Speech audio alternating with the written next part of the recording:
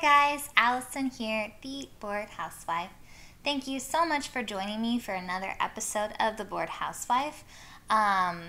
If you're enjoying watching these, please like, subscribe, comment, and check out some of my other social media pages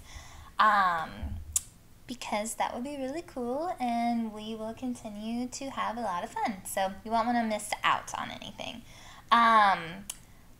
The last episode, I talked about kind of finding ourselves and deciding like what kind of person we want to be, figuring out like the traits that we would like to have, and maybe like, you know, the people that we admire, what sort of things about them is it that we admire, and, you know, taking all of that in and like then, you know, putting it into practice, like committing to certain things. So once you kind of start figuring out what that is, I gave this example that I would like to structure my life a little bit better when it comes to like my writing and podcast making, and kind of make like office hours and create more of a schedule for myself and stick to that.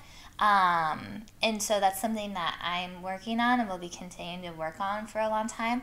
But it's not enough to just, you know, say that I'm going to do this.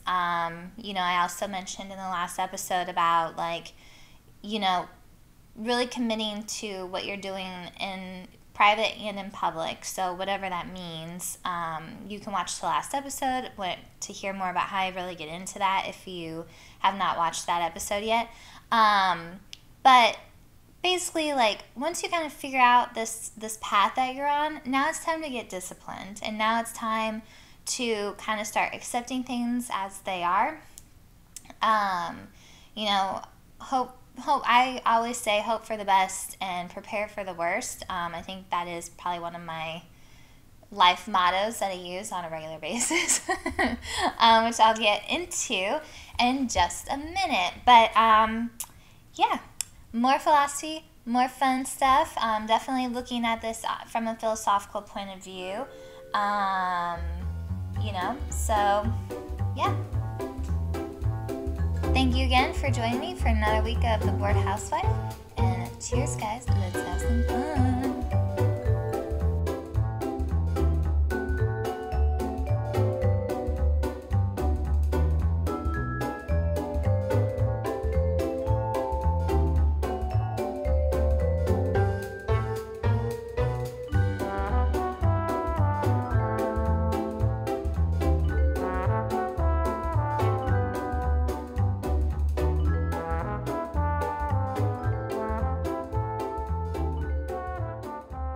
Okay, here's the cocktail of the hour.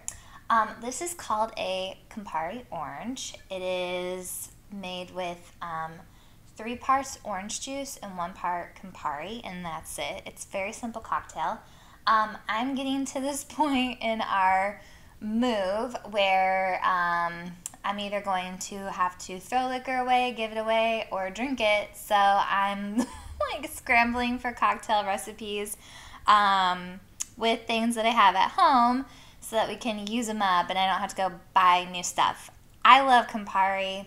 Campari is a very bitter alcohol, so it's not up in like very many people's alley.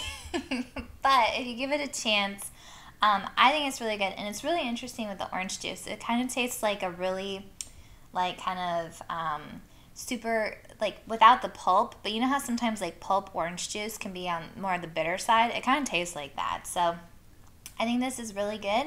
You guys should definitely give it a shot. If you like Campari, I think you'll definitely like this. But yeah, so that's about it, guys. I got my cute little display back here. I was like, oh, that would be cute.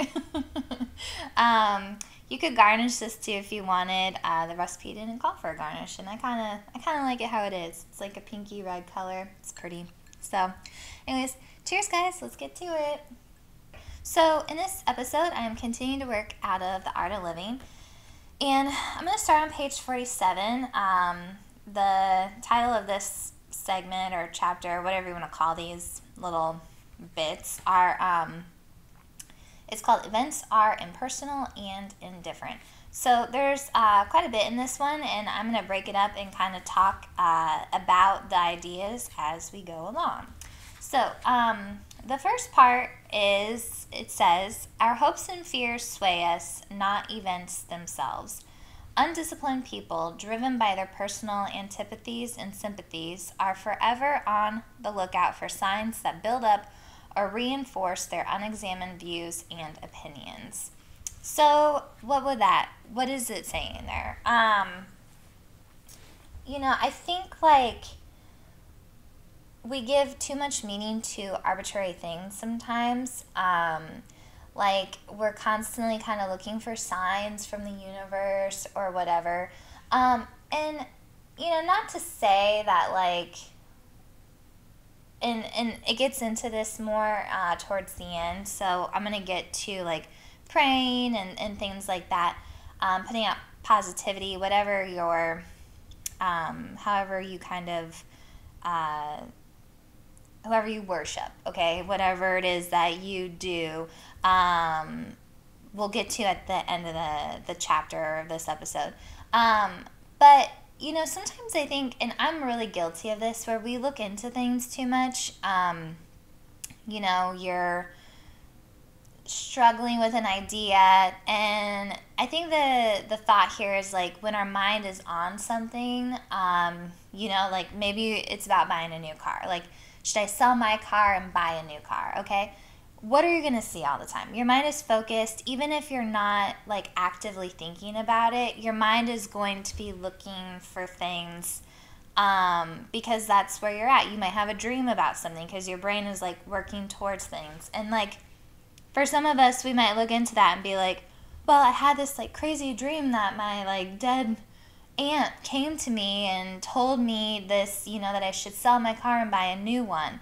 And it's like, okay, well, that's maybe just wishful thinking, or maybe that's something that you actually just want to do, and that's your way of saying, like, just go ahead and do it, Another thing would be, like, you're looking for a sign of, like, or, you see, like, a deal at the dealership or something, or someone comes up and asks you about your vehicle. Like, there's just, like, simple things that we can give greater meaning to, that really aren't anything at all. And so what that's saying is to not give in to those sorts of things. Like, make informed decisions. Don't make decisions off of, like, because of this ethereal thing that you think the universe wants you to sell your car and buy a new one, or whatever it is. Like, it's not that deep, basically. It's just more so, I don't want to say coincidence, because I don't think that's what it is, but it just is what it is. At any point in time, somebody could ask you about your car. There could be a great deal at the dealership. There's so many scenarios. So because you're thinking of this certain thing, don't feed into it too much. The next thing says, instead of personalizing an event, this is my triumph, this was his blunder, or this was my bitter misfortune, and drawing without conclusions about yourself or human nature, watch for how you can put certain aspects of the event to good use. Is there some less than obvious benefit embedded in the event that a trained eye might not concern? Or a trained eye might discern. Pay attention, be a sleuth. Perhaps there's a lesson you can extract and apply to similar events in the future. In any events, however, seemingly dire, there's nothing to prevent us from searching for its hidden opportunity. It is a failure of the imagination not to do so.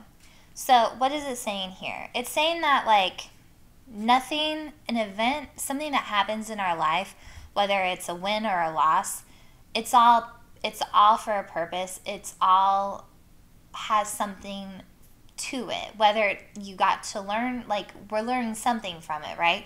Either if it's a win, you learned how to make that win. If it was a loss, now you know not to do that mistake again. Basically, there's something that we can take from any scenario, and to not do so is a failure of the imagination. It's a failure on you for not, thinking about the greater, I don't know, it's like, you're not like necessarily your greater purpose, but just just kind of letting the moment pass. Like, it's kind of, if you just let, like, let's say something bad happens, because when something good happens, I mean, usually it's like, yay, this was awesome, and I'm really happy I made that decision to do this, and you feel really great about stuff. When bad things happen, you know, sometimes we just want to forget it, and oh, that happened to me. Like, I had a really terrible scenario where I got squatters in my New York City apartment, and it was horrible. I learned a lot from that experience. So many things, to the point now where I see, like, I'm very curious about New York City right now, because I know a lot of people were subletting their apartments because, you know, they lost their jobs or whatever, couldn't afford to live there over the pandemic.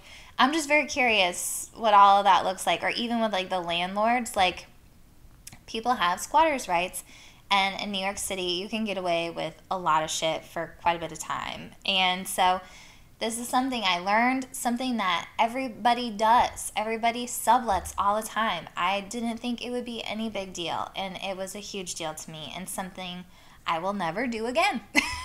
So, after thousands of dollars of paying for it, yeah, I will never do that again. But, you know, like, to look on that scenario, like, I learned a lot about myself during that time as well. It wasn't just, you know, don't sublet again. Like, I learned about the system better. I, you know, was able to take care of myself really well during that time. And it was a struggle, but, you know, emotionally and all of that. But it's like, now that I was tested, and how I handle myself, I think I handled it actually relatively well.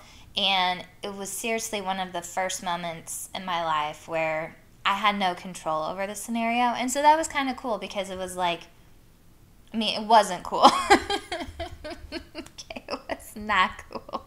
But looking back on it now, it's like, you know, I could have fallen to pieces, and I didn't. A lot of people, you know, might think that they would fall to pieces. I think my bosses at the time, when they heard about it, I think they thought I was, you know, really amazing for not falling to pieces and still showing up to work every day and doing my shit. And anyways, not to get too much into it, but it's just like, you know, that was a huge test at that time in my life, and I think I passed it relatively well. And so, you know, not to let any event, you know,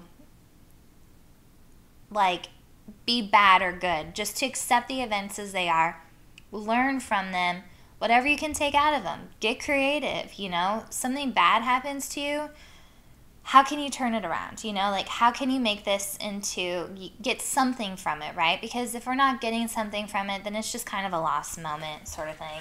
Another example is, like, I was working on this job, and at the time I was in the art department, and I think another way how you can kind of look at this is, like, you know, the job wasn't like the worst job ever, but it was difficult in all these different ways. And one of the ways was the director. So the director pretty much made the, like, lives of all the heads of the department miserable, because he was not a very good director. And it was one of those times where I got to really sit back, and even though I think it turned out fine, the show turned out fine and everything, you know, people had to pull it together and just, you know, work the best they could with him. But it was really a cool opportunity, because I got to see how the office and everything was set up. Like, I got to see how a lot of different departments operated, and I got to see him interact with them or not interact with them. And I really learned how not to be a director during that show. And I say that, and it's kind of funny, because actually learning how not to be a director showed me a lot of good qualities that a good director would have. So, you know, I could have just been like, man, this guy's a fucking jerk, and, like, he sucks, and, like, I don't know what he's doing. Like, he doesn't know what he's doing. And, I mean, he was a very awarded person in his field. This was kind of one of his, like, first directing jobs, or maybe it wasn't, but the thing that he did very well. But, and I'm trying not to get too many details, because I don't want to badmouth anybody, but, like, his directing was not it was not good. I'm sure on set he was probably a fine director in that way, but as far as like expressing, and maybe I should clarify that, I don't know how he was on set, but you know, being a director isn't just about what you do on set. That's like 1/3 of the project, you know. The other third, like there's the pre-production and the post-production, and I guess I also don't know how he was in post, but at least in pre-production I got to see how not to be a director in that aspect. And yeah, he just like was really couldn't express his opinion at all. He couldn't like, he didn't give the time of day to some of the heads of the departments. Like I was in the art department, our production designer. I thought she was going to have a nervous breakdown. She also was very talented and has been awarded and acclaimed for the work that she's done. And this guy just made her life hell, which in turn made my life hell. So, but you know, it's just like but how he would come in and just how he was, it was just very, it's crazy. But it was cool because I was like, wow, this is really, you don't interact with people this way. When you have a meeting with somebody, you show up, you give them ideas, you're clear about what your ideas are, because like there were some instances too where he was like very vague on what he wanted, and then he would show up day of shoot and freak out because the set didn't look like what he wanted it to. And it was like, then, you know, everybody's scrambling. And how the art department works, you know, while you're shooting this day, we're working on like the next day or 2 days from now set, you know. So like to pause and have to come fix this issue, it's just not efficient, and it's not a good use of anybody's time. It stresses people out, and also like it was wasting the time of everybody on set. So yeah, it's just, it was really cool. And then, I mean, and that trickled into every single department. It was costumes, it was locations, it was everybody struggled with him. And so anyways, enough about that. But, you know, that's another way of like turning a scenario that's not ideal, or, you know, whatever events are happening, and being able to look at it from another point of view. Like, I might not have gotten to see a great director perform, but I got to see a bad director perform, and I might have learned just as much, if not more, from the bad director. Okay, these simplistic polarized categories obscure more creative and useful interpretations of events that are far more advantageous and interesting. The wise person knows it is fruitless to project hopes and dreams on the future. This only leads to forming melodramatic representations in your mind and wasting time. At the same time, one shouldn't passively, I can't say this word, but one shouldn't passively try to acquiesce, I can't say that word, sorry, to the future and what it holds. Simply doing nothing does not avoid risk, but heightens it. There is a place for prudent planning and for making provisions for situations to come. So I have a note here that says, again, hope for the best and prepare for the worst. If you're a friend of mine, you have probably heard me say that quite often. I don't know when I started saying that, but I remember it's been a thing for a really long time. I like to kind of have expectations going into something, and I usually try to form the lowest expectation possible, and then in the back of my head, I'm like, but, you know, I hope it's really great, or I hope it's really, which I'm not supposed to say that in this chapter, but there are no good or bad events, but, you know, I hope it works out the way that I'm thinking that it will. But to just be motivated by hopes or fears, this is kind of what this is saying here, that like,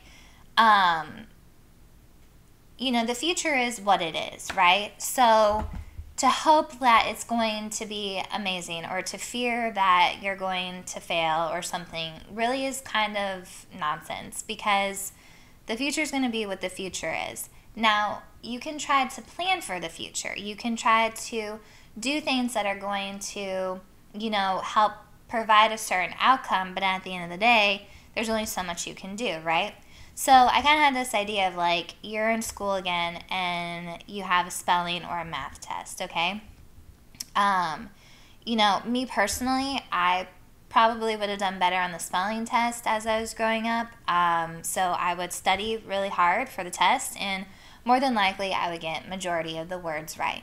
The math test, I would still study as best as I could, but my brain is not wired as well for math.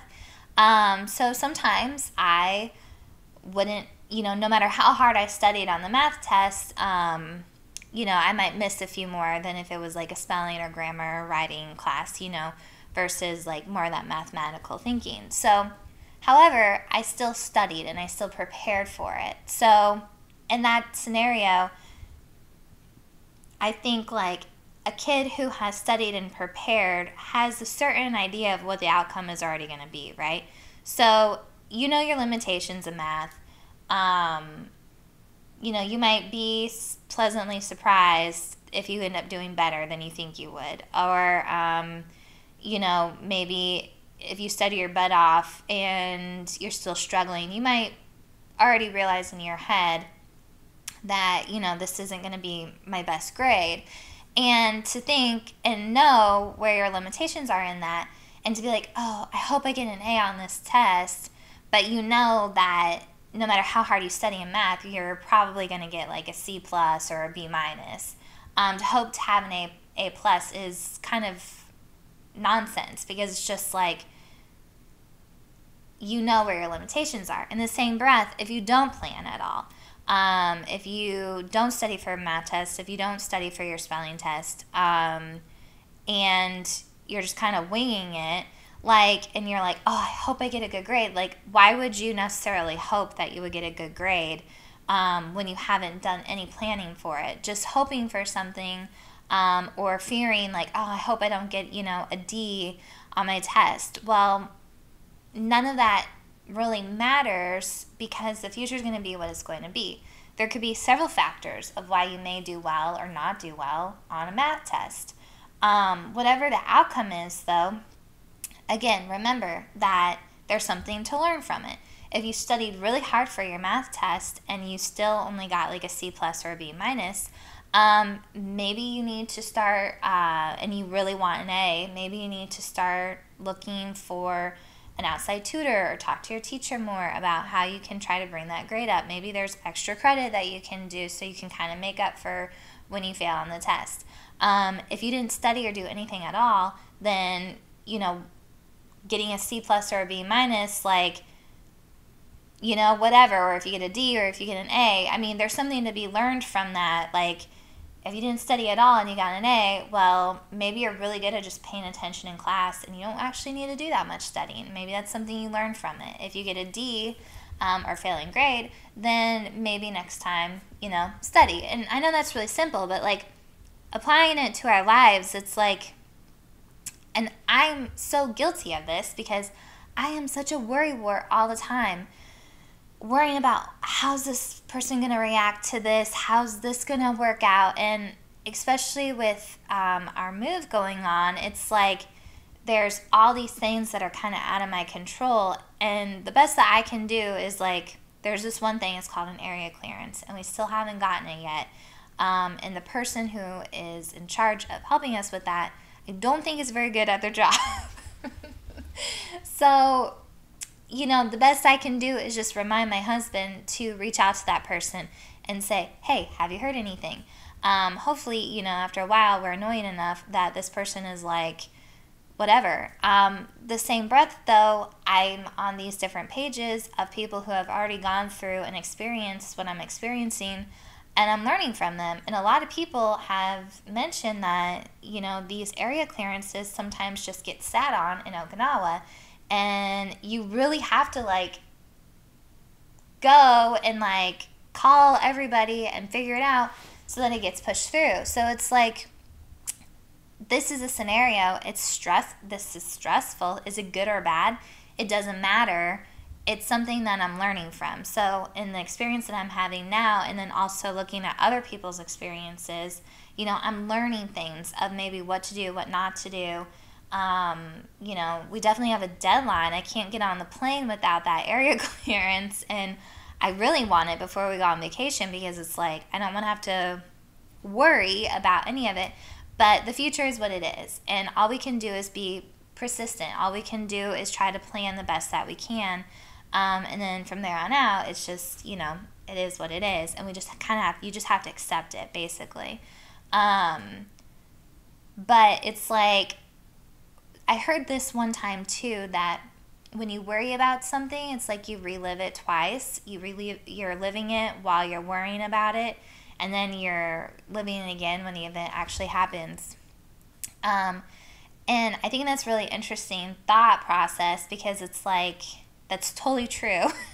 Totally reliving it. And sometimes if you're worrying about it for a long time, then you're even like living it even longer, right? It's like a never ending thing. That's something that I really want to try to work on, because it's like,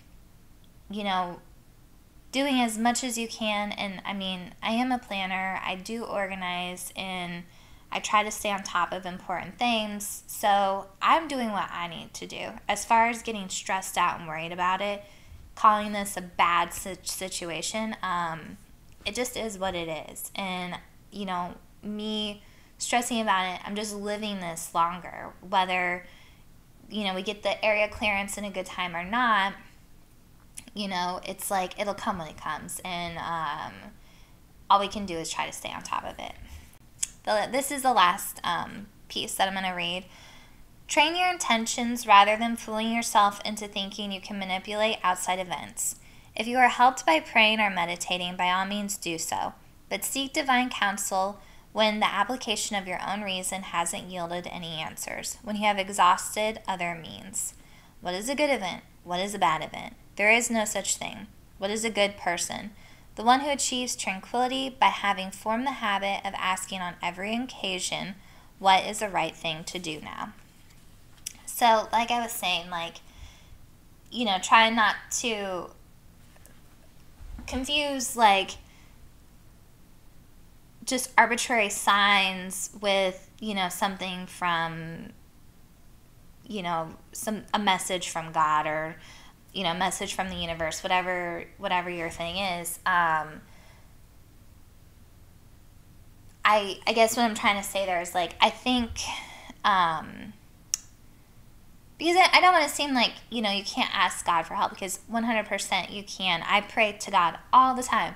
And I think a lot of times when you give it up to God too, it kind of helps, get rid of your worry, because it's like, okay, I put this problem in His hands, and now I just have to wait, sort of thing, which I think is really great. I think that's part of why we pray and we ask for help. And I think that's kind of what that's saying there, because when you've kind of exhausted all means, so again, I'll take my area clearance scenario, all I can do now is kind of pray that it comes in a timely manner, because, we are persistent, but there's these chains that you have to go through. And unfortunately, if someone isn't doing their job as well, you just have to keep kind of pushing. And, maybe sometimes a new idea will pop into your head. Maybe that's, something from God.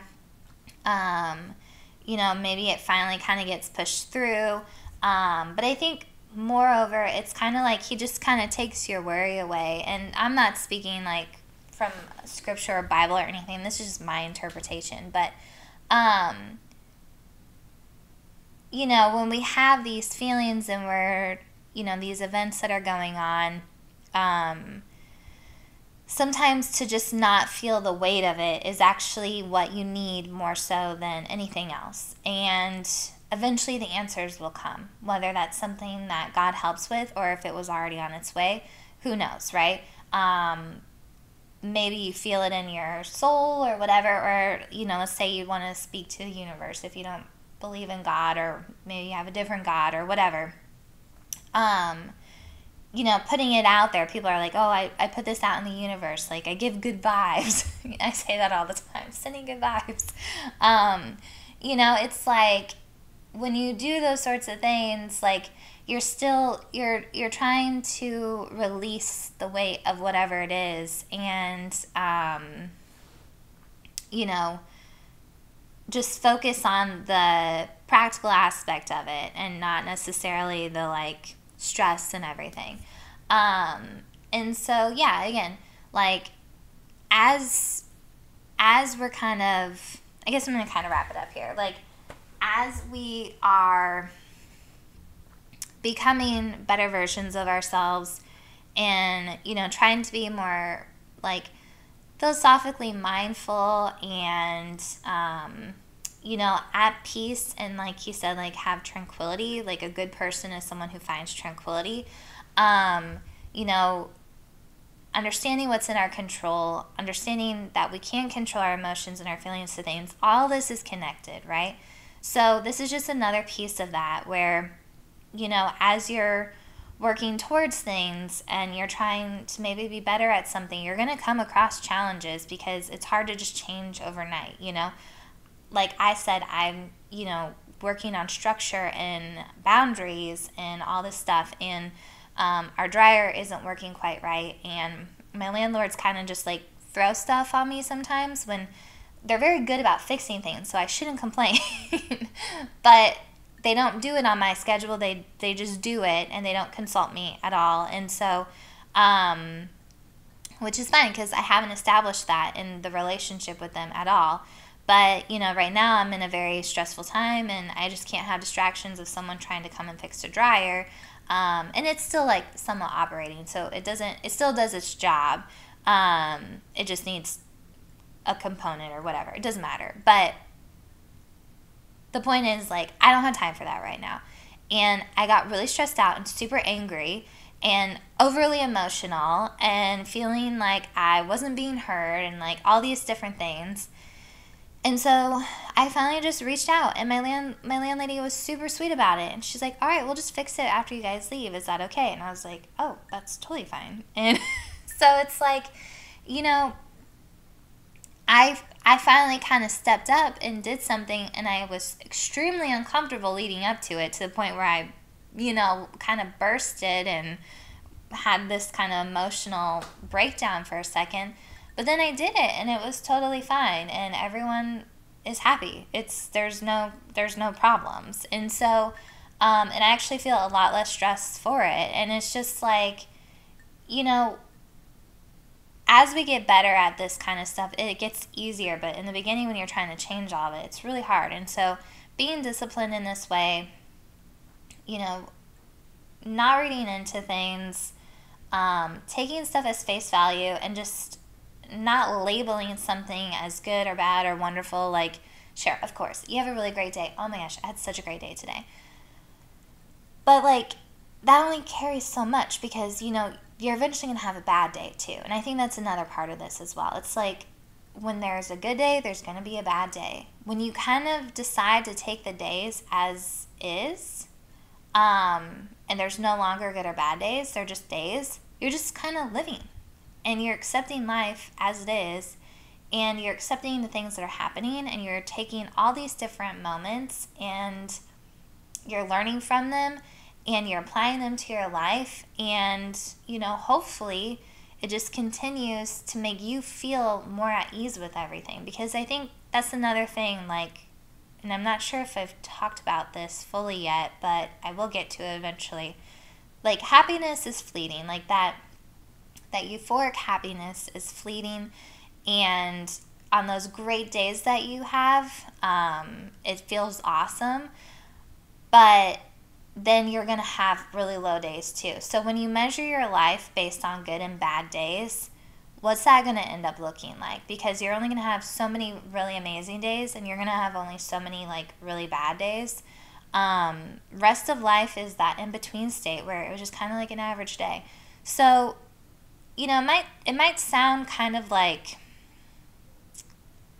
I don't know what word to use. I mean, it probably sounds like existential saying this, but like, when you just kind of accept days as they are, and, you know, of course, enjoy the great moments, you know, like, feel good, enjoy that, but know that that's not true happiness. True happiness is that continuation of just, living life and taking what comes to you and embracing it and learning and applying it. And that's actually what true happiness is. That's what actual tranquility looks like. Yeah, so that's my 2 cents. Pray when you don't have any answers. I pray a lot, but anyways, yeah. So thank you guys again for joining me for another week's episode of The Bored Housewife. I hope that you are enjoying these, and please subscribe, like, comment, follow me on my social media. Pick up The Art of Living if you haven't already. And yeah, I hope you guys have a great I hope you guys have a great rest of your week. And yeah, I'll see you guys soon. Cheers. Bye.